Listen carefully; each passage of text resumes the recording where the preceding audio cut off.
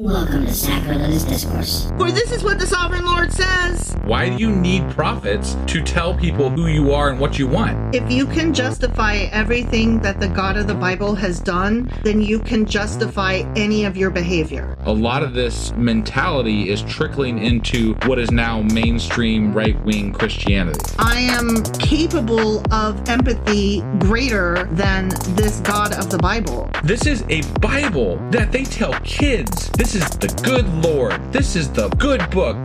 He is fantasizing about murder, mass murder. Head over to sacrilegiousdiscourse.com right now to find out how to leave us a review or support us on Patreon.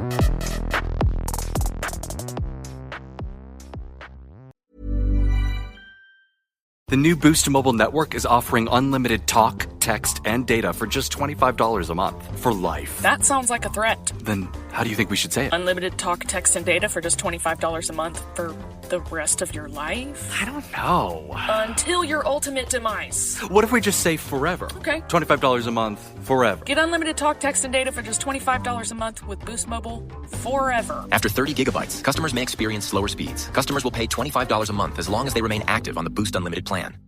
Ryan Reynolds here for, I guess, my 100th Mint commercial. No, don't. I mean, honestly, when I started this, I thought I only have to do like 4 of these. I mean, it's unlimited premium wireless for $15 a month. How are there still people paying 2 or 3 times that much? I'm sorry, I shouldn't be victim blaming here. Give it a try at mintmobile.com/switch. Whenever you're ready. $45 upfront payment equivalent to $15 per month. New customers on first 3-month plan only. Taxes and fees extra. Speed slower above 40 gigabytes. See details. Where'd you get those shoes? Easy. They're from DSW. Because DSW has the exact right shoes for whatever you're into right now.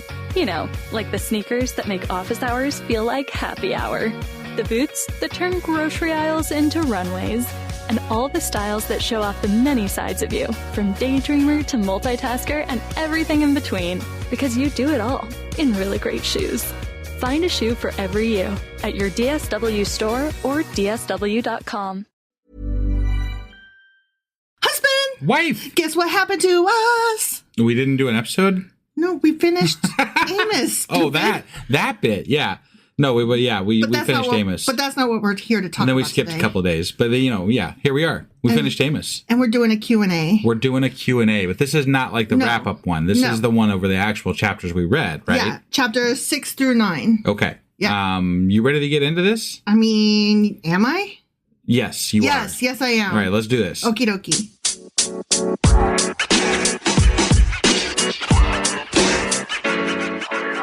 All right, we are here to do a wrap-up.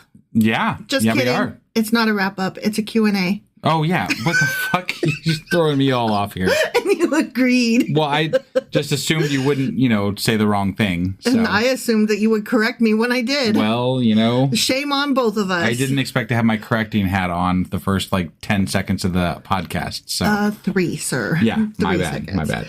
Yeah, we're doing the Q&A over chapters 6 through 9 of Amos. Amos, yeah. The book which we have finished, and I just keep being so excited to get to the wrap-up.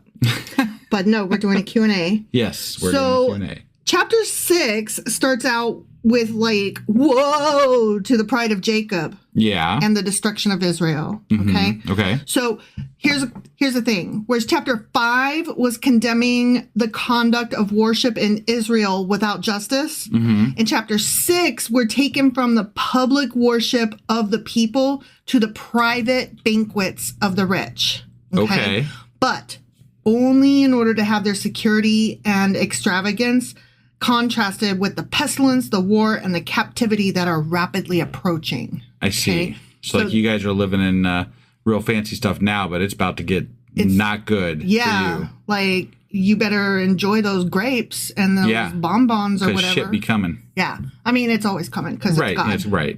Obviously. So Israel's leaders deceive themselves that the nation is secure, they live prosperously, and see no possibility of any immediate crisis. Because they're like, what? Things I call bullshit on that. It's okay. To say that they don't see any crisis on the horizon with these warring factions out there seems a little over the top when you're saying that they don't have any idea. But to live, the way you live in the meantime is also not unusual. Like, hey, well, they're coming, but still gonna have my parties. I'm gonna push back on that. Okay. Because we literally just lived through people in today with social media even not having a fucking clue the difference between Harris and Trump, right? They had no idea what's going on. They're not paying attention to the news. They don't know. Okay. And they're just living their lives. They're going to work. They're going out to the movies, whatever the fuck they're doing that lets them not be watching the news. Right. To where... Oblivious. Oblivious. Yeah. Right. Choicefully choosing oblivious. And that's what these people are doing.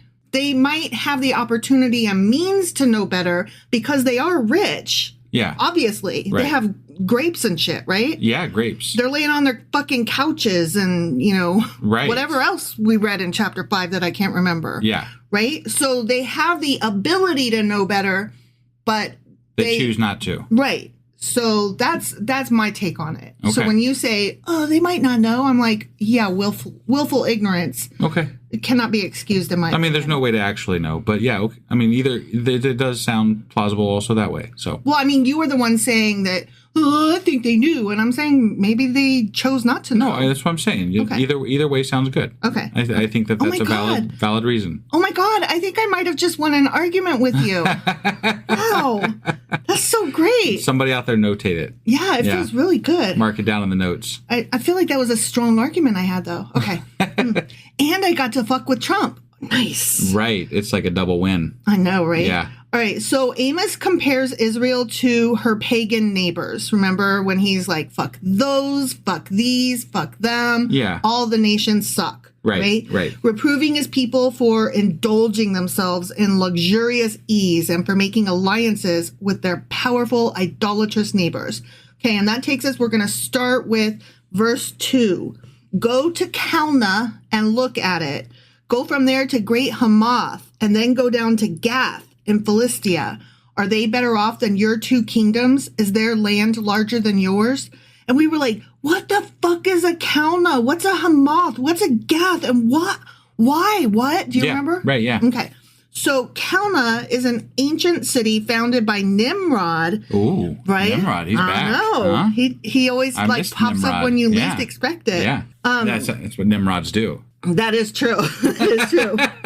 So Calneh is an ancient city founded by Nimrod in the land of Shinar after the flood, likely located somewhere in the southern part of Mesopotamia between the modern-day cities of Baghdad and Samarra in Iraq. Likely meaning we don't actually know because the city no longer exists and we haven't actually found it archaeologically. Right.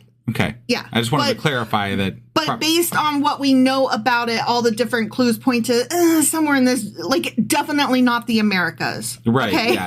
Yeah. Okay. And definitely not in, say, India or Japan. Sure. You know what I mean? I think that was Yes, that was a given already. Right. But I'm just saying, they can narrow it down even within the country to probably somewhere between these two cities somewhere. Okay. Okay? Mm-hmm.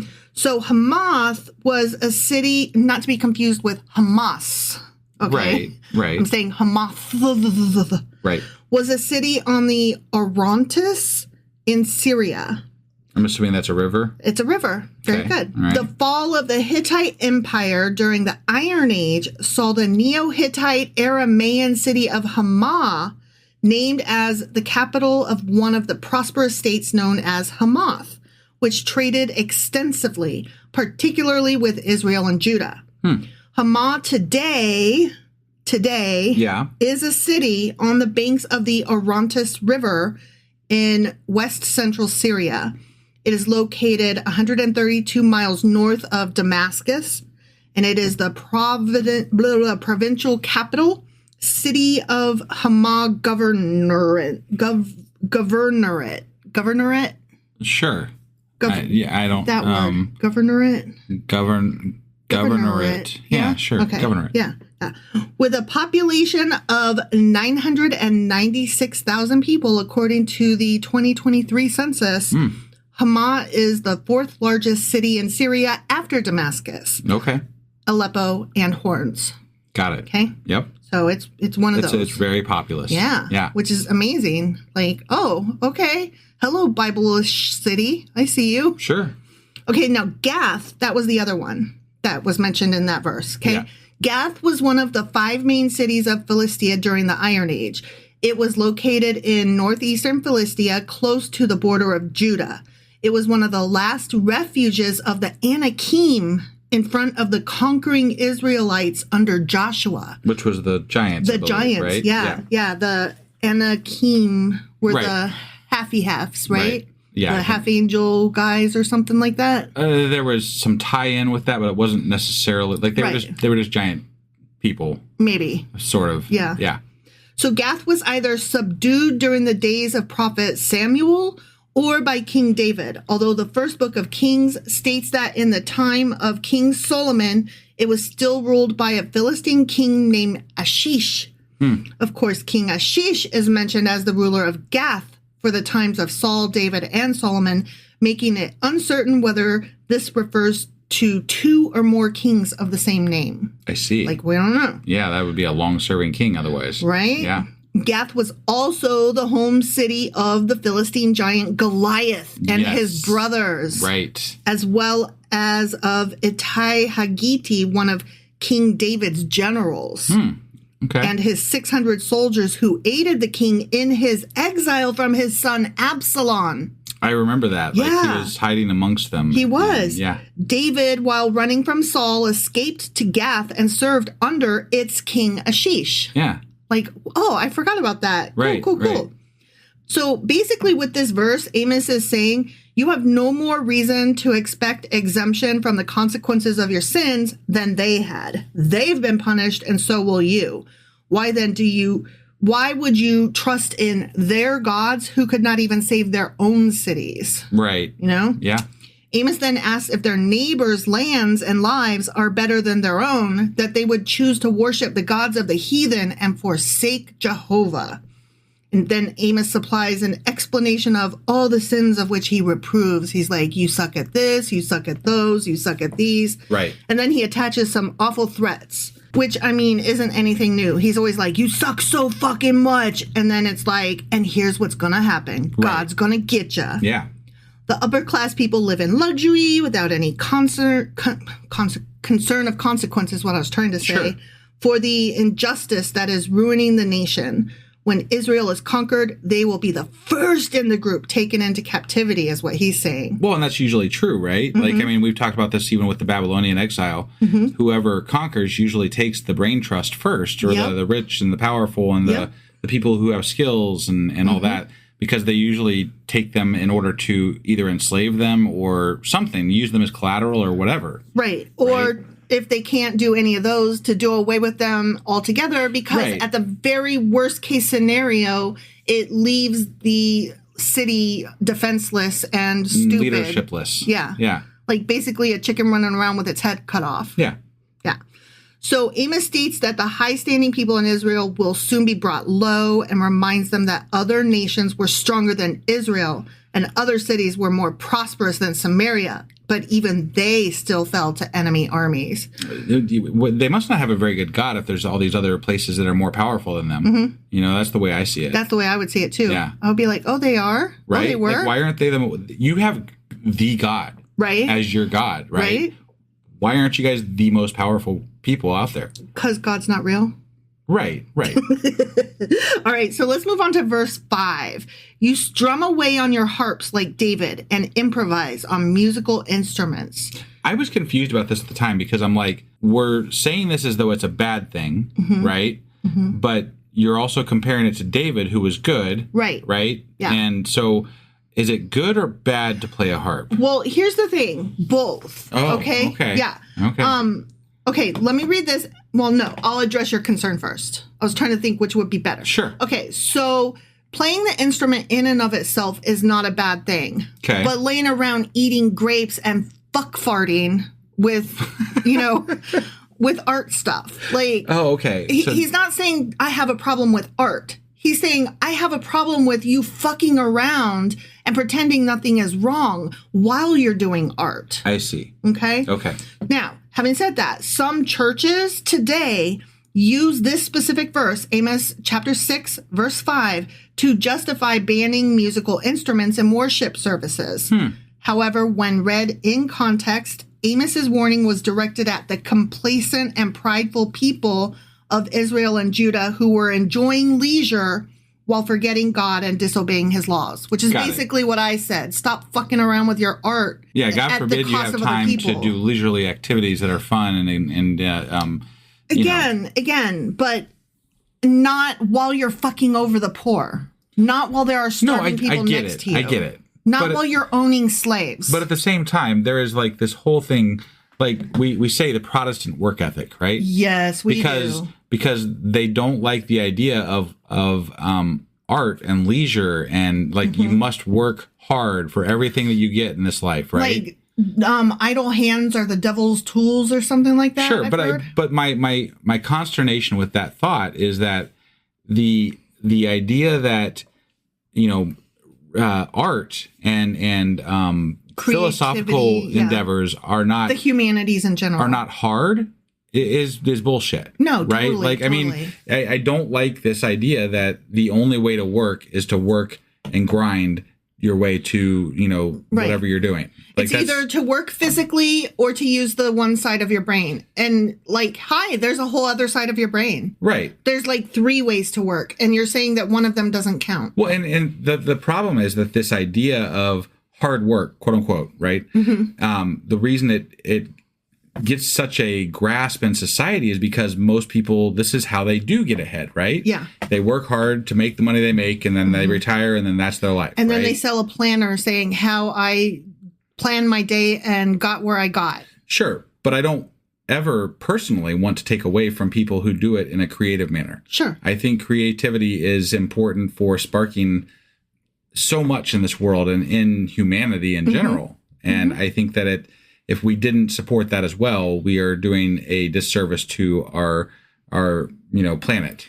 Well, there's a reason that music and creativity are taught to young children in order to stimulate their brain and to make them smarter. Yeah. Like, hi, can we keep that up maybe? Sure. We admit that it's a thing, but it's like once you're 5 and start school, we're like, okay, you're about smart enough now. Well, and those are the first things they cut out of school is the arts, right? Yep. Like the art classes, the music classes, things like that. Yep. And it's just I have never ever agreed with that line of thinking. No, they should all be equally emphasized. Right. Honestly, well-rounded education includes the humanities, the hard sciences, and the both. Arts. Yeah. Well, humanities. Yeah. Right. Yep. Yeah. All right. So moving on to the next section of this chapter, we're going to talk about the coming destruction of Israel. Okay. Yeah. So Amos pictures the scene when the enemy lays siege to Samaria. The city is delivered to destruction and the people die in thousands because of famine and plague. Blah. Yeah. When a person comes to a house to take away the corpse of a relative to burn it up, the lone survivor in the house warns him, do not speak and certainly don't mention the name of Yahweh.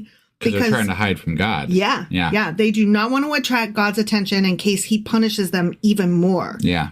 So basically, they realize that God himself is the one who sent this catastrophe. And this is confirmed by the oath of Jehovah. Yeah, lots of people dying, superstitions abound, and so they're hiding from some imaginary being who they think is causing this. Instead of hiding from the plague right. or what the fuck ever. Yeah. Sure. So Amos next particularly specifies the punishment of their sins by pestilence. The injustice and pride of Israel make it a target of judgment. Because, murdering them is not enough. We got to go further than that. Murder's pestilence. Fun, but it's not good enough. Sure.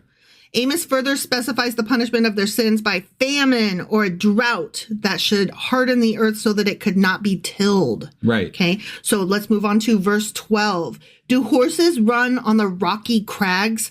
Does one plow the sea with oxen? But you have turned justice into poison and the fruit of righteousness into bitterness. And we kind of almost understood that, but not quite. We were like, what? Yeah. So this is what it's saying. A horse cannot run up a rocky cliff and a farmer cannot plow the sea. Obviously. Yet the people of Israel have done what seems equally impossible. So he was giving examples of impossible things and saying, you're trying to do something impossible, such as plow the sea. I got it. Okay. Yeah. They have turned justice into injustice and right into wrong. They're living in the upside down. They made Trump president. I'm sorry. I keep going there, don't I?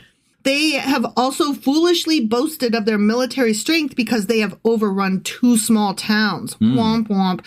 God tells them that he will send an army to overrun their whole country from north to south. God told Amos. I'm just saying. Well, God is telling Amos to tell them. Right, no, that's what I'm saying. Yeah. He didn't tell them. He told Amos is saying, God told me to tell you this. Right, yeah. Right. I always like to clarify that because people always, when you're talking to somebody who is Christian or whatever, they're like, well, God told them to. Like, no, but not exactly. Right. Amos said that God told them. Yeah, right. Yeah. And whether or not Amos was told by God, that's the part we're arguing about. Yeah. Yeah. All right. So verse 13 says, you who rejoice in the conquest of Lo-debar and say, did we not take Karnaim by our own strength? And we were like, I have no idea what any of that means. Right. Okay. So the name Lo-debar can be translated to mean nothing or no thing in Hebrew. It was likely a small, insignificant town in the region of Gilead. So the Israelites are sarcastically boasting about their conquest, quote unquote, of this teeny tiny place, which Amos highlights as meaningless or unimpressive. He's like, why are you bragging that you stepped on a fucking anthill? Right. Like, that's not even anything. Well, and just to throw this out there, it's also meaningless to anybody reading this now. Sure. Right? Sure. And this is the quote-unquote Word of God. This is the Bible. And one of my biggest questions about the Bible in general is, why do we learn about things like Lo-debar that have no significance to anybody today? And moreover, just the mere act of trying to interpret what that is for most people is going to be an exercise in futility because it's such a nuanced thing that happened or occurred, right? And as we get further along in history, another 100, 200,000 years down the road, these things are going to be even more obscure and less relevant. Right. But yet we're supposed to take this as the Word of God. Okay. I totally 100% agree with you, but I think that argument is not best made by this example because the name of the city is unimportant here. I understand, but it makes that section somewhat unreadable because you don't know exactly what they're talking about, and they don't really. If God is God, why hasn't it been updated in the last 500 years? No, I totally agree with you. To be more relevant to the people today, there should be some prophet out there that wrote down this new version of the Bible to be relevant to whatever is happening now. I mean, we talked about being the new prophets. No, but yet we're left with this idea of this book from 2,000, 3,000 years ago and the stories that are, built into that book. These are canon. These are the things that we're supposed to accept as forever the Word of God. And it just doesn't make any sense as to, like, some of the writing, some of the stuff just doesn't make any sense. Yeah. So that's all. No, I totally agree. And you're right. It's a good question. Yeah. So that was Lo-debar, but what is Karnaim? Like, did we not take Karnaim by our own strength? Was the rest of that question? Yeah. Karnaim means horns. And in some translations, it actually says horns instead of Karnaim. Oh, okay. In Hebrew, symbolizing strength or power. It was another town located in Bashan, Og of Bashan, which was a region known for its wealth and strength. Taking Karnaim by force would be a more significant accomplishment, ... But the boast by our own strength shows their arrogance and failure to attribute their success to God. Oh, I see. So they were able to do something greater, just they didn't give it to God. Yeah. Okay. Yeah. Got it. Like, here's the thing. If you crush somebody weak, you're a piece of shit and it doesn't count. If you crush somebody strong, you're still a piece of shit because it wasn't you, it was God. But if they weren't giving it to God, right? And they went to go conquer this town that was going to be stronger, in the past, God has made them fail because they didn't, bring God into it. Yeah. Why didn't he stop them from conquering that city? That if it's not a boast, if it's not something that, then why didn't God help them win over the Israelites that weren't accepting them? Ours is not to question God. No, actually, not that's ours to know. exactly what we're doing here. I was being a Christian robot. I know, but I'm just saying that our entire, our podcast, this podcast, right, that's us. We're to questioning these things because why not? I got a question for you. Do you? Preguntas. Okay. So anyway, that verse ties into the larger theme of Amos, which is a warning against arrogance, complacency, and ignoring God's justice. And thus concludes chapter 6. Okay. Mm-hmm. So chapter 7 now, is about visions of judgment and the power of the prophet's prayer. Mm-hmm. So the 7th, 8th, and 9th chapters of Amos contain visions and their explanations. Okay. So now we're going back to, visions and stuff. Right. In this chapter, God represents to Amos by 3 separate visions the judgments he is about to bring on Israel: the locusts, the fire or drought, and the plumb line. Remember those? Yes, I do. The visions are then, quote unquote, interrupted by a narrative about Amos and his listeners in Bethel. Remember, Amaziah's like, you need to leave, bro. So fucking out of place. Right? Yeah. Before they continue on with the visions in chapter 8. Right. Okay. Yeah. So, but we're still in chapter 7. So let's read about that. Okay. Yeah. So, God's patience before judgment and judgment seen in 3 visions of destruction. And that happens in verses 1 through 9. Okay. Mm-hmm. So the first vision is a plague of locusts threatening to cut off the hopes of the harvest by attacking it in the time of the second growth. And the second growth means like they cut the first part off to give to the king and then keep the second one and then so whatever. King gets his bit. Regardless. The first luxuries of the crop being mowed for the king's horses. Right. So it wasn't just the king, it was the king's horses. And all the king's men? Not the king's men. They get the second bit. Farmers paid their taxes by giving the king the first reaping of their harvest. After this, a second crop grew, which provided the main harvest for the people. And it was this second crop that Amos in his vision saw threatened with destruction from a plague of locusts, which we talked about earlier that that is a very common event that happens in that area, even still today. Right. So not exactly a godly event. Sure. And very believable, actually, that this happened. Maybe not at this particular moment, but sure, anytime during those biblical times. Right.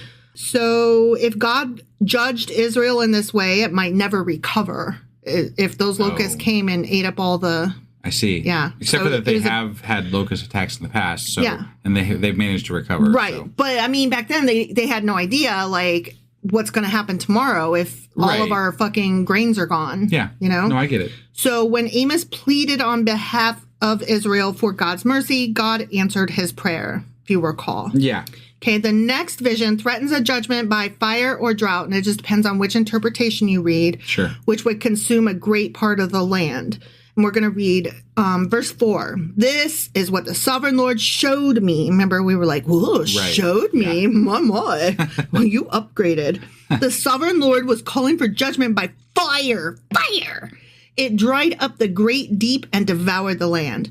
All right, so let's talk about that a little bit. Okay. Most translations associate the fire with a drought, like I said, although some take it to mean that God would permit war, both civil and foreign, to harass the land after the death of Jeroboam II. I see. Okay.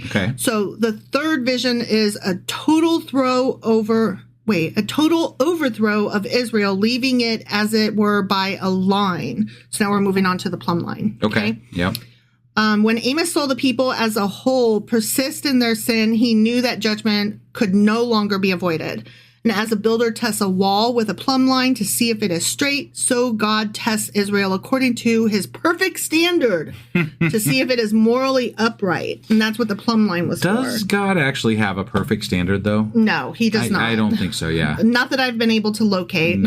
No, this fucking book is so wishy-washy, topsy-turvy, right? Timey-wimey. Yeah. God finds that it is crooked beyond repair and must be demolished. Of course he does. Corrupt religion and corrupt administration have been the cause of the country's failure. Always. And these are things upon which the judgment falls most heavily. Yeah. Okay? Because you're not worshiping your God enough. Yeah. He's jealous. Basically. He's pissed. He mad. He big mad. Yeah. Bigly. Right. So verse 8 reads, "And the Lord asked me, 'What do you see, Amos?' 'A plumb line,' I replied.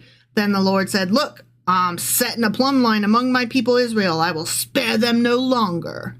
So plumb line here appears to be intended as an emblem of strict justice, which we talked about earlier. Got it. And intimated that God would now visit them according to their iniquities by justice and without any mixture of mercy. Okay. Because, God is justified. Yeah, right. So, yeah, Something whatever like he does is justified. Right. Okay? To him, anyway. Yeah, of course. Right. He's the only one that matters. Sure. Yeah. So verse 9 then reads, the high places of Isaac will be destroyed, and the sanctuaries of Israel will be ruined. With my sword, I will rise against the house of Jeroboam. So the high place of Isaac was Beersheba, where Isaac had built an altar to the Lord back in Genesis chapter 26. Okay. And this high place, which had been abused to idolatrous uses, was demolished by Josiah, king of Judah, in 2 Kings chapter 23. Okay. So back in 2 Kings, the Lord had promised to Jehu, the ancestor of Jeroboam, that his family should sit on the throne of Israel to the 4th generation. Zechariah, the son of Jeroboam, was the 4th in order after Jehu, and onto him is where the threat of this verse fell. Okay. Because he was murdered by Shallum after he had reigned only 6 months. Oh. And in him, the family did indeed become extinct. Oh, so dang. There's a prophecy that kind of came true, I guess, whatever. Sure, but again, you could always question when it was written is what matters. Or whether it was interjected after it was written. You know what I mean? Like, there's so many things that are going on in the Bible that it's hard to keep track of what was written when, who wrote it, whether or not it was inserted after the fact. There's all these different things that happen. Yeah, so totally. I don't take a lot of it as gospel because I'm like, nah, I don't know. Well, it's also kind of like, too, how a newspaper will print copies of newspapers for a win going either way. Right. Or used to before digital took over. Yeah. So that they were prepared to release newspapers for whichever team won the Super Bowl or whichever president won the election or whatever. Sure. Right. And they'd be ready to go because they had a newspaper for either possibility. Right. And so it strikes me that that's not exactly a new idea. These folks definitely could have had shit that was like, let's prepare this, and this to see what happens. And whichever one proves out, that's the one we'll go with. Right. So, I don't know. Yeah. Just putting that out there. So, then we move on to the rest of the chapter, which is a denunciation of heavy judgments against Amaziah, priest of Bethel, who had brought an accusation against Amos to the king. Amos is expelled from Bethel, where he had been warning about the impending threat to the northern kingdom. Okay? Right. I think that's some of what we didn't necessarily pick up. Or I didn't pick it up anyway. Okay. So Amos has been walking around and talking about, y'all suck, y'all gonna burn up or whatever. Yeah. And Amaziah is like, why don't you go to that other kingdom? So this is a Judah versus Israel thing. Right. Which I did not pick up at the time. Okay. But there's been other prophets who got in trouble for saying that they're going to get attacked too. Yeah, totally. So I mean, this isn't something new. No. And it goes back to the same idea where we talk about this is politics, basically. Yep. Yep, definitely. Some theists consider it probable that Amos left Bethel in compliance with Amaziah's directives and withdrew to Judah, noting that the verb used here in Hebrew refers to fleeing one's home country to a foreign state, suggesting that Amos's hometown of Tekoa was in the Galilee of Samaria and not the Tekoa south of Jerusalem. Okay. So he might have went. Who knows? Yeah. Amaziah, the idolatrous, I have such a hard time with that word, the idolatrous priest who had been established by the king to maintain the worship of the golden calves, which Jeroboam the elder had set up at this place, heard Amos's preaching at Bethel and was furious that he so boldly denounced Israel's religious practices. Right. So he's like, excuse you? I'm the one telling religious stories here, not you. Yeah. So Amaziah planned to get rid of the unwelcome prophet by accusing him of treason because of his announcements of judgment on the royal house. So Amaziah went to the king and was like, excuse me, can we do something about this fucking prophet guy? He's like really getting in the way of my business. Politics. Right. Yeah. But the king apparently took no interest in the priest's accusations. So Amaziah therefore tried to persuade Amos to return to Judah, where people would welcome his prophecies against Israel and so pay him generously. See, I didn't get any of this. And that makes verse 14 make so much more sense. Verse 14 reads, Amos answered Amaziah, I was neither a prophet nor the son of a prophet, but I was a shepherd, and I also took care of sycamore fig trees. And we took that to mean that he was like, whoa, I'm not even a prophet. Like, I don't even work with these guys. I wasn't even there. Right. You know, right. like, I'm just telling you what God said. Yeah. But there's more to it. Amos replies that he's not a professional prophet and never has been. He's a common farmer whom God called to announce his message to Israel. And Amos is basically saying, I am an extraordinary messenger of God. I am not called to the prophetic office, but for this particular occasion. I have no message to Judah and therefore need not go there. I only have a message to Israel alone, and I must faithfully deliver it. I see. That's interesting, right? Yeah. Like, oh, okay, I get it. He's like saying, you know, I'm not actually a prophet. I'm just here to deliver this one message, and you're telling me to go sell my story somewhere else, but my story isn't for them. Right. It's for y'all. Yeah. So that's interesting to me. No, definitely. So in addition, he has a message for Amaziah. Do you remember what it is? I do not. Your wife's a fucking whore and your That's kids will right. die, and oh yeah, so will you. Yeah, it was such a beautiful thing. Right? What? Yeah. It was so like out of the blue. It was like I could get down with his message of, you know, I'm here to tell this story only for y'all. It doesn't apply to anybody else, so I'm not leaving. Like, that made sense. That was part of the Bible. Like, that's a great Bible story, right? Yeah, Okay, yeah. I'm down. Sure. And then he's like, and by the way, fuck you and your wife and your children and the horse you rode in on. Wait, Right. what? Calm your tits, bro. I was on board till you went there. So when Israel is eventually conquered, Amaziah's wife will become a prostitute for the enemy soldiers. Oh. His children will be killed. Jesus. And his land will be divided by the conquerors. As says God. Per God. Yeah, exactly. I mean, what the fuck? Right?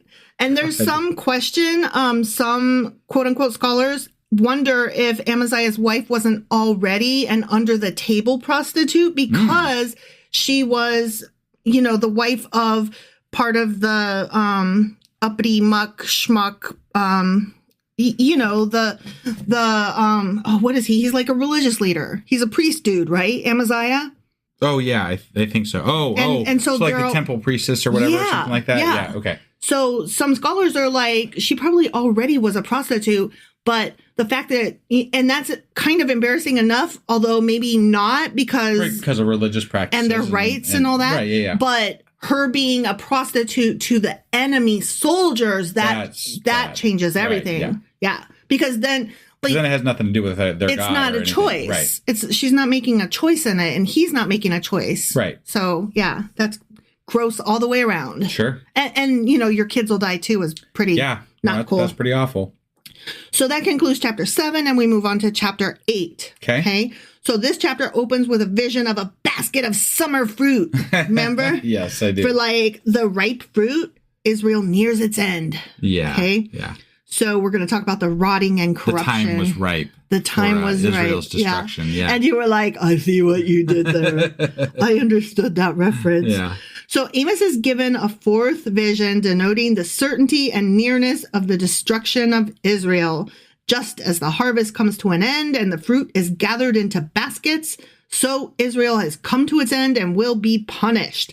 Celebration will be turned into mourning, and hope will be replaced by despair. Right. When the enemy attacks, the slaughter will be so extensive that bodies will lie unburied in the streets and fields for days. Let the bodies hit the floor. Let the bodies hit the floor. I mean, this is a very angry, destructive, murderous God that they have. Let the bodies hit the floor. I don't, it doesn't make, like, this is so contrary to what, you know, the New Testament God gets pushed as, right? Yeah. And I know things change, but this is still the God. Yeah, it's the same God. It's still the same God. It's still Yahweh. It's still Jehovah. You can't tell me it's not, because it's the same fucking book. You're saying this is your God. Yeah. It's very cool. Love it. Love it. So Amos returns to conditions in Israel to indicate that one reason for the nation's downfall is, of course, as we've been saying this whole bit, the upper classes' dishonesty, their exploitation of lower classes, their cheating the poor, and their oppression and injustice, all of that stuff. They've been bad. Yeah. Eating grapes and, laying on the couch with bonbons. Right. Okay. So verses 4, 5, and 6, I'm going to read here in succession here. Okay. Hear this, you who trample the needy and do away with the poor of the land, saying, when will the new moon be over, that we may sell grain, and the Sabbath be ended, that we may market wheat, skimping on the measure, boosting the price, and cheating with dishonest scales, buying the poor with silver, and the needy for a pair of sandals, selling even the sweepings with the wheat. Remember all that? Yeah.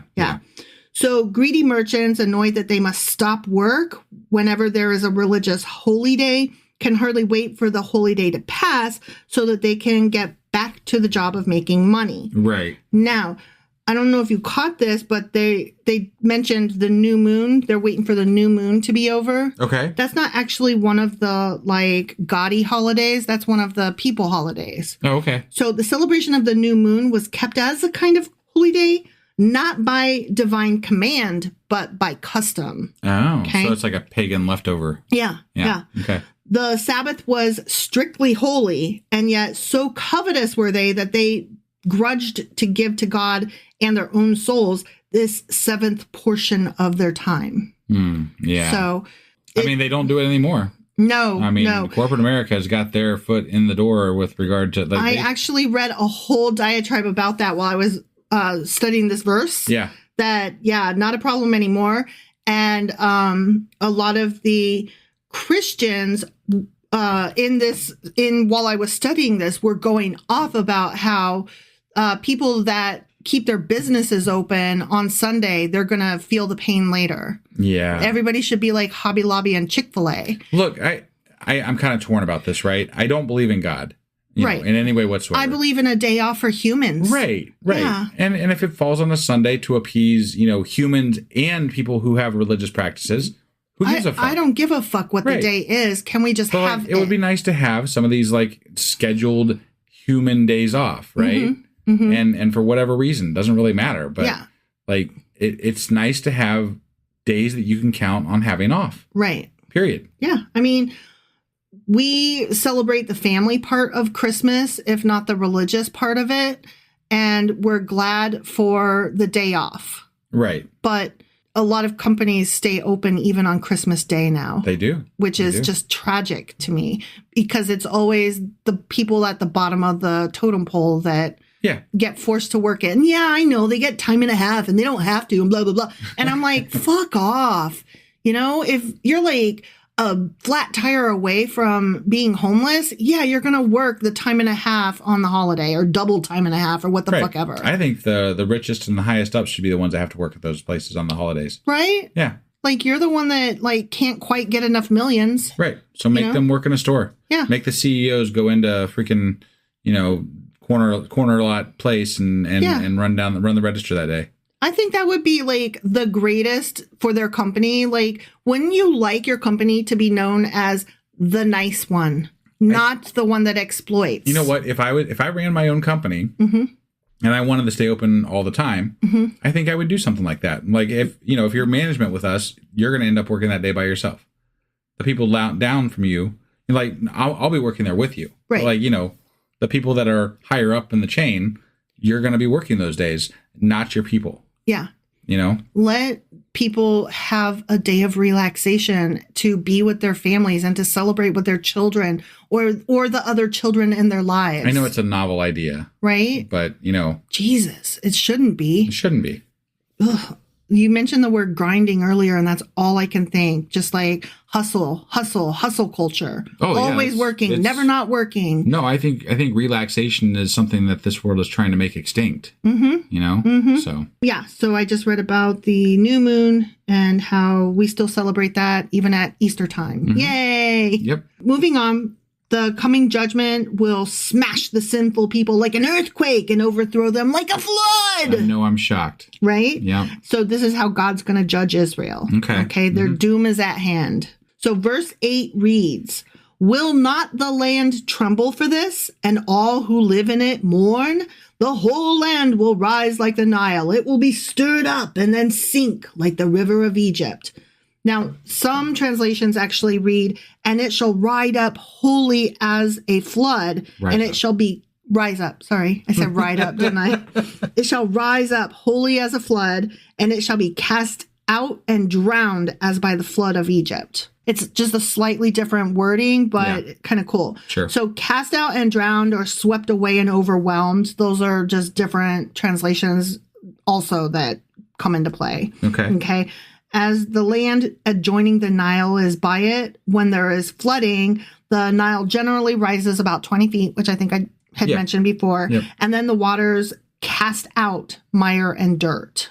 So that's what they're saying. Oh, well, yeah. I mean, when you have a flooding river, it's going to bring some of that, silt and everything from the riverbed over to the places that normally don't have that, which is good for farming. Yeah. So now I'm going to read verses 11 through 14 in succession here, okay? The days are coming, declares the sovereign Lord, when I will send a famine through the land, not a famine of food or a thirst for water, but a famine of hearing the words of the Lord. People will stagger from sea to sea and wander from north to east, searching for the word of the Lord, but they will not find it. In that day, the lovely young women and strong young men will faint because of thirst. Those who swear by the sin of Samaria, who say, as surely as your God lives, Dan, or as surely as the God of Beersheba lives, they will fall, never to rise again. Okay, and we were like, the fuck, what? Huh? Right. Like, we kind of understood the wording that, and we understood that there's going to be like a lack of prophets and a lack of ability to find any direction via God's words. But we were like, what is all this mention of all these places? I don't get it. Yeah. So this is not merely a physical darkness, but a spiritual darkness that's going to continue to cover the nation without even the small amount of light at present supplied by the prophets. In their mourning and distress, people will suddenly become hungry for God's word, but they'll not find it no matter how hard they search. Anyway, whatever. Samaria was one of the things mentioned. Samaria, the sin of Samaria. They worshipped Baal there. So that's why they mentioned that. Okay. And then, as surely as your God lives, Dan. And we were like, excuse you, Dan. Right. The golden calf was worshipped there. Okay. The representative of the Egyptian god Apis or Osiris. Got it. Okay. Yeah. And then, as surely as the God of Beersheba lives. And we were like, what? That was another of the golden calves which Jeroboam had set up there. Got it. So no wonder the tribe of Dan kind of became silent. They were probably the most they were one of the furthest away, so they probably were one of the first to change away from the traditional idea of Yahweh. So with that, we close out chapter 8 and move into chapter 9. Okay. And we're coming up on the end here. Okay. Raising up the ruins. This is where we get into that whole remnant shit. Got it. Okay. Yep. And the final chapter here contains further visions and their explanations. Okay. So the first part of this chapter contains another vision in which God is represented as declaring the final ruin of the kingdom of Israel and the general dispersion of the people. And there are just so many questions about this stupid chapter because, like, what? Yeah. In the final vision, God causes a shrine to collapse on the heads of the worshipers. Do you remember that? He's like, hey, knock over that fucking pole and I'll take out the rest of the people that don't die with my sword. Right. So the picture is that of God's judgment on the people of Israel because of their false religion. So that's why he's specifically saying, knock over the pole of that building. Got it. The church building. Okay. Like it's both symbolic and very specific. Got it. Okay. In verse 1, there's different interpretations of it, of course. One says, I saw the Lord standing by the altar, and he said, strike the tops of the pillars so that the thresholds shake. Bring them down on the heads of all the people. Those who are left I will kill with the sword. Not one will get away, none will escape. And we were like, oh, gross. Yeah. Okay. Now, another way it can be read is strike the doorposts that the thresholds may shake and break them on the heads of them all and cut them in the head is another way of even reading it. Okay. I will slay the last of them with the sword. Okay. So we've got all these different translations. Now, this is a continuation of the preceding prophecy. The altar here being likely one of those either at Dan or Beersheba. Okay. Okay. Which that kind of, okay, we get it. Got it. Okay. It's one of the bad places, the high places. Sure. What he's saying is let all the lintels of all the doors of all those temples be thus cut as a sign that the whole shall be thrown down and totally demolished. Okay, that's one way of reading this. Okay. Like, we're going to knock down all of these fucking religious places that are being abused and used wrong. Sure. Okay, another way to read this is that this may refer to their heads, the head guys, the chiefs. Okay. Who were principals in these transgressions because they were the ones leading everybody. So he's saying, mark their temples, their priests, their prophets, and their princes for destruction. Got it. So it may have been like a, cross on their forehead kind of thing. Like they've got the X, knock them out. Right. So it's hard to know which way it was going, you know? Yeah. Anyway, moving on to verse 5. The Lord Almighty, he touches the earth and it melts, and all who live in it mourn. The whole land rises like the Nile, then sinks like the river of Egypt. And there we go with the river of the Nile raising 20 feet. And, Miles. Oh, sorry. My bad. Yeah. But the important part there that we were like, was that he touches it and it melts. Yeah. Like, the fuck? That's weird. So, okay. So powerful is he that a touch of his hand will melt or dissolve the land and cause all its inhabitants to mourn. Yeah. This is, of course, still a reference to the earthquake previously discussed. Oh, okay. So, some Israelites might object that this could not happen to them because, they're Israelites. Yeah, and they're like, the fuck? I'm one of God's chosen people, right? Right. Because they are God's chosen people. He brought them out of Egypt, and he would not send them into a foreign country again. Amos points out that past blessings are not a guarantee of present safety. God directed the movements of other nations, not just Israel, but when people are sinful, he will punish them regardless of their nationality. I am curious, though, because God says often that he won't do this again to them. Right. Like, it's a thing. I know. Right? And then bad shit keeps happening. I know. So he's like, I'll never do it again unless then I did it again. Right. Yeah. Right. So in this matter, Israelites have no advantage over people of other nationalities, such as Ethiopians, Philistines, or Syrians. God will destroy Israel, but he will preserve the minority within Israel who are faithful to him and remain so. That's nice of him, I guess. Right. Through these, he will fulfill his purposes. I don't really know what his fucking purposes are. They're not yours to know. They seem really shitty. They're not yours to know. I don't know that I want to know that. I get so tired being the Christian robot. It's not yours to know. Yeah. You are not to ask. You cannot understand. You are a mere human worm. Yes. Okay, so verse 7 reads, Are not you Israelites the same to me as the Cushites, declares the Lord? Did I not bring Israel up from Egypt, the Philistines from Caphtor, and the Arameans from Ker? And we were like, what the fuck are all these place names again? Right, and who and why? Why should we care? I have to look all these things up, okay? Yeah. So, okay, the Ethiopians. Our translation reads, Are you Israelites the same to me? Are not you Israelites the same to me as the Cushites? But in other translations, it actually reads, Are you not the same to me as the Ethiopians? Okay. So the Ethiopians are the Cushites. Got it. Okay. So that's what that is. Sure. Cush was the son of Ham, mentioned back in Genesis chapter 10. Sure. And his descendants inhabited parts of Arabia. And all this stock was universally despised. And I love how we're referring to a man and his descendants as stock. Yeah. His stock was all despised. Right. Like his people, his family, his descendants, they were despised. Yeah. But no, his stock. Right. Okay. The Philistines, I always get that wrong, from Caphtor, this was the island of Crete off of Greece. Okay. Yeah. And then the Syrians from Kir is perhaps a city of the Medes, which would be kind of nearish Greecish. Right. So Aram, from whom Syria had its name, was the son of Shem, again, hearkening back to Genesis chapter 10. Sure. Some of his descendants settled in this city and some in Aram Naharaim, Syria of the two rivers. Okay, that's what that meant. Yeah. Which is to say Mesopotamia. And that included the land between the Tigris and the Euphrates. Got it. Which is the Fertile Crescent. Yep. I learned that in 5th grade and it never left. So the meaning of this verse is, do not presume on my having brought you out of the land of Egypt and the house of bondage into a land flowing with milk and honey. Don't presume on that, even though that's what I did or whatever. Right. I have brought other nations and some of your neighbors who are your enemies from comparatively barren countries into fruitful territories, such, for instance, as the Philistines from Caphtor and the Syrians from Kir.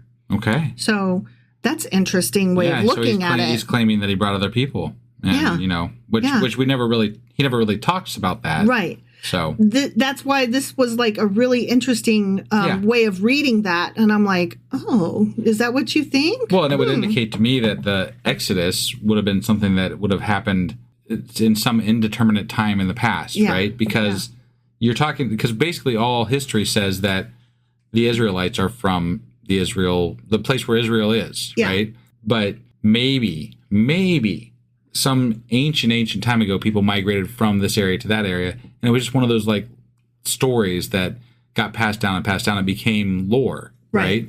And that sounds more like what this is based off. Like a big flood becomes the earth is flooded. Right. And based on how much they talk about the Nile and things like that, maybe this stuff was from like those time frames, right? Like when they were like thousands of years before they even started writing Bible stuff, maybe there was certain people that lived in that area that ended up migrating to where Israel is now. Yeah. And, you know, these flood stories and migration stories all kind of came with this package deal of moving from there to here. Right. You know?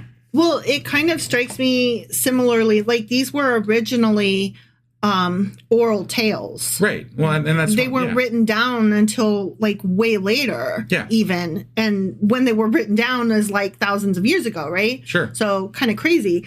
And it kind of reminds me of like Beowulf and how that was also like that's one of the earliest forms of written literature. Yeah. Right.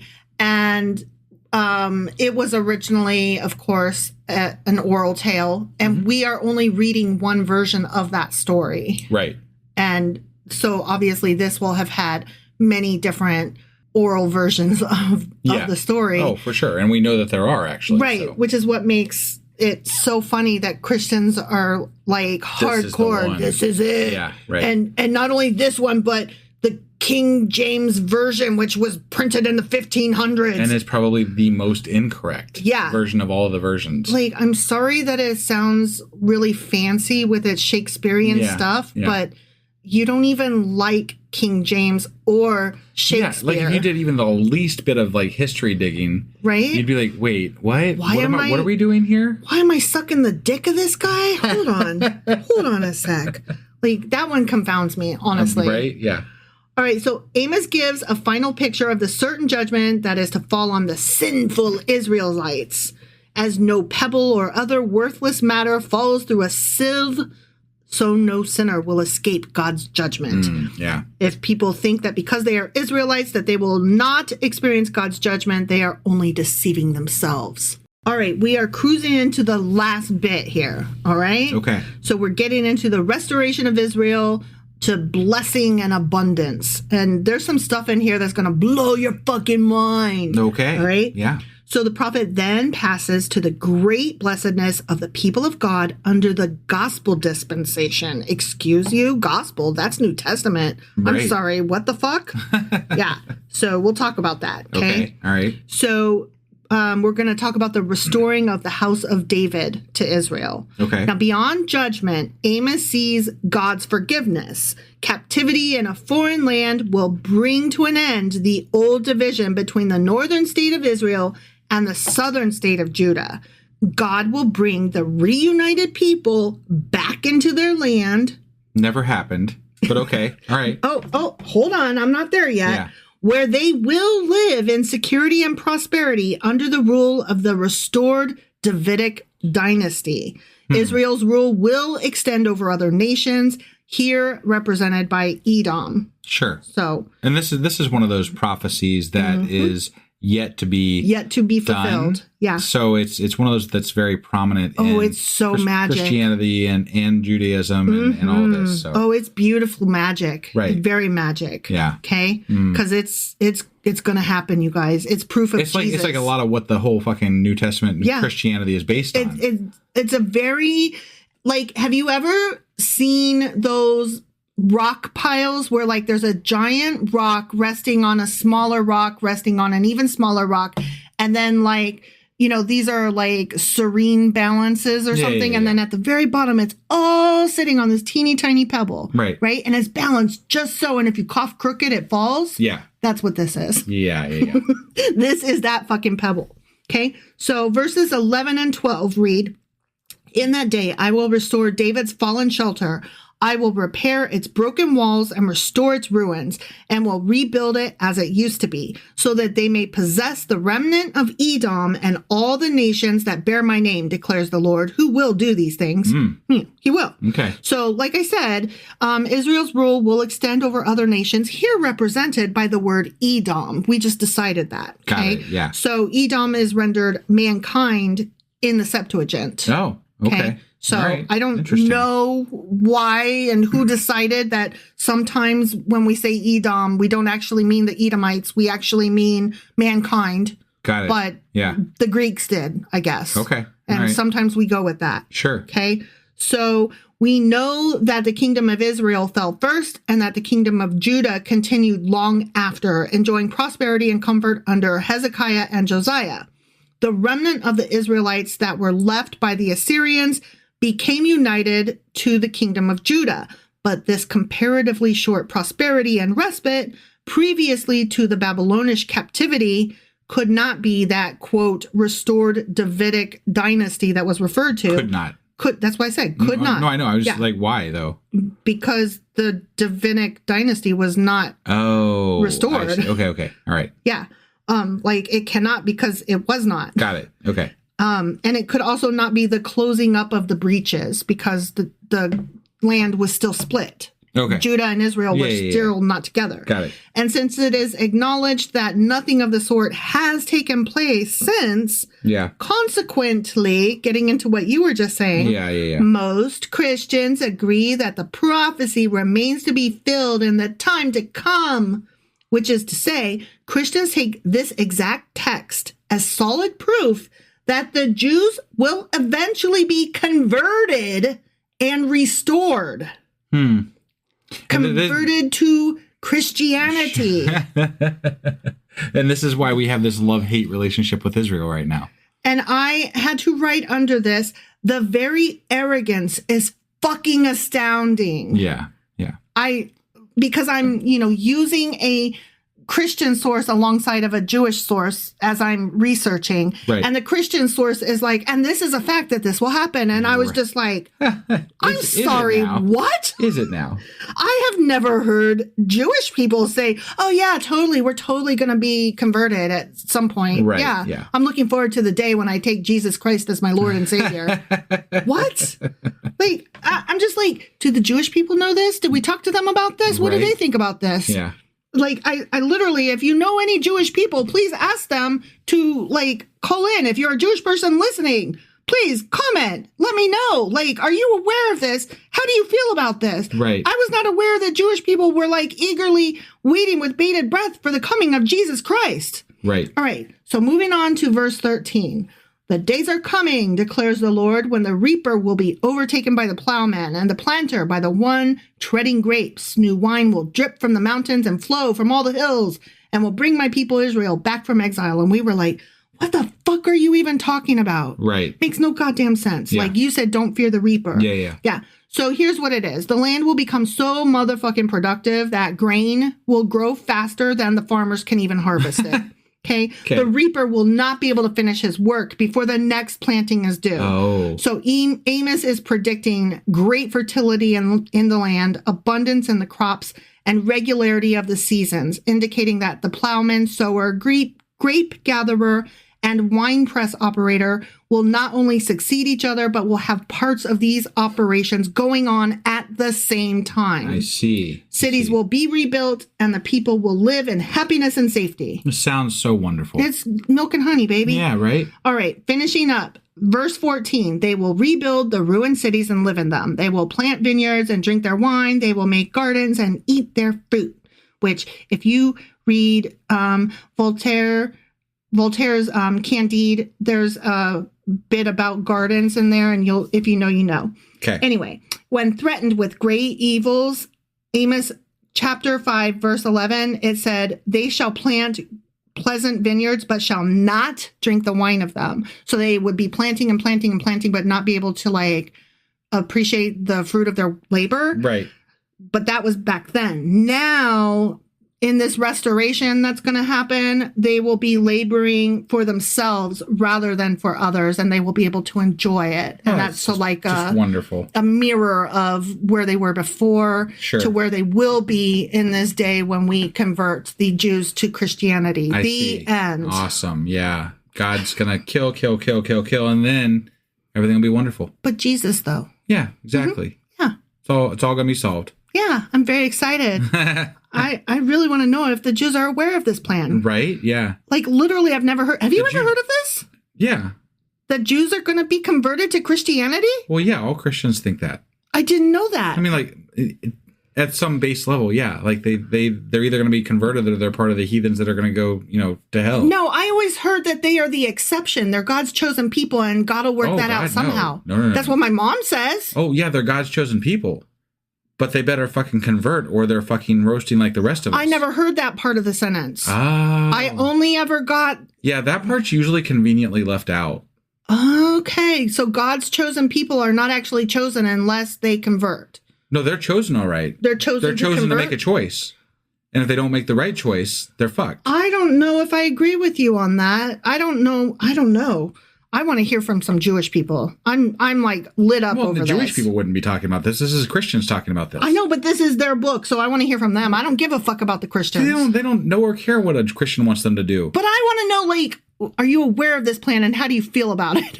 Okay. That's all. That's fair. All right. Well, anyway, that was our Q&A for chapters 6 through 9 of Amos. Mm-hmm. And we will be back probably tomorrow with the wrap up. Yeah. The one you were so excited about earlier. Yeah, sorry. Yeah, that one. That was 5 hours ago. Right. And then after that, we will have our...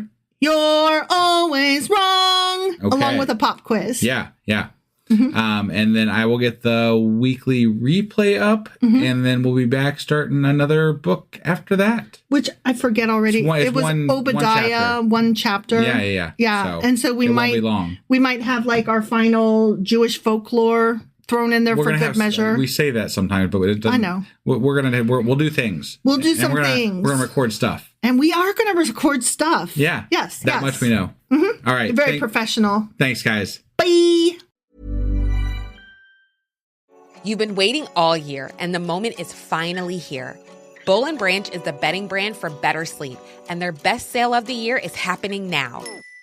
Right now, you can get 25% off the organic cotton sheets loved by millions of sleepers. They feel breathable, luxuriously soft, and get softer with every wash. Shop Boll & Branch's cyber event with extended returns for the holiday season. Hurry to bollandbranch.com and use code BUTTERY for 25% off everything. Limited time only. Exclusions apply. See site for details. 1-800-Flowers.com is more than your birthday, anniversary, or just because gift-giving destination. We put our hearts into everything we do to help you celebrate all life's special occasions with friends and family. From our farmers and bakers, florists and makers, everything from 1-800-Flowers is made with love every step of the way, because we know that nothing is more important than delivering a smile. To learn more, visit 1-800-Flowers.com/ACAST. That's 1-800-Flowers.com/ACAST. My dad works in B2B marketing. He came by my school for career day and said he was a big ROAS man. Then he told everyone how much he loved calculating his return on ad spend. My friends still laugh at me to this day. Not everyone gets B2B, but with LinkedIn, you'll be able to reach people who do. Get $100 credit on your next ad campaign. Go to linkedin.com/results to claim your credit. That's linkedin.com/results. Terms and conditions apply. LinkedIn, the place to be, to be.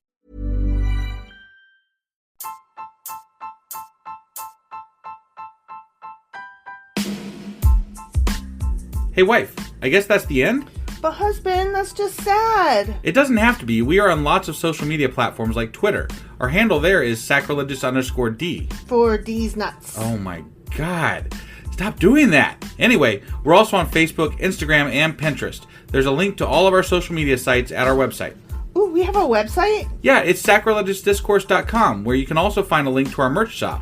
We have a merch shop? Yep, we have podcast-themed clothing, mugs, notebooks, and more, as well as an atheist and science-themed products. Wow, our fans should really go check that out right now. Definitely. They can get in touch with us by sending an email to sacrilegiousdiscourse@gmail.com. But before they do that, we could really use some help. Oh yeah? With what? Well, it's not free running the podcast, and we need some financial support in order to get better equipment, which will free up time so we can concentrate on our podcast and our fans. Okay, so what should they do? Head over to patreon.com/sacrilegious discourse and sign up as a contributor on our podcast. Supporters there receive additional bi-weekly episodes that we record just for our Patreon members for as little as $2 a month. Also, we'd really appreciate it if you would like and subscribe on whatever platform you're using. And Apple Podcast reviews help us out tremendously. Like and subscribe. Leave an Apple review. Join us on Twitter. Support us on Patreon. That's a lot of instructions. Don't forget to say thanks. Thanks. Okay, bye.